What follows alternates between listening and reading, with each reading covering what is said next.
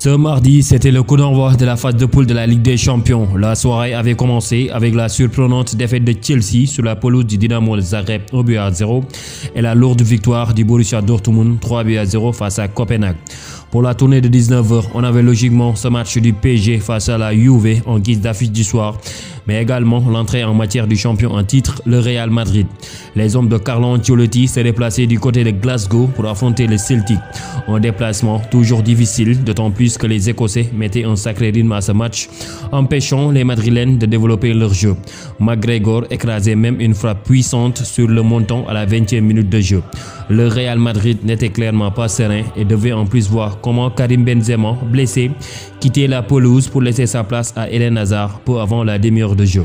Le Belge avait même rapidement une super occasion pour reprendre devant le portier sur un centre de Carvajal, mais il se manquait. Score de parité à la pause donc et obligation pour les Madrilènes de faire mieux au retour des vestiaires. Son numéro 9, et quand Karim Benzema n'est pas là, on n'est pas inspiré. Les Madrilènes peuvent s'appuyer sur un homme après un long centre de Valverde. Depuis le côté droit, Vinicius Junior arrivait en force côté opposé et expédiait le cuir au fond de joli plat du pied 1-0 à la 56e minute de jeu. Quelques minutes plus tard, Luka Modric signait le 2-0.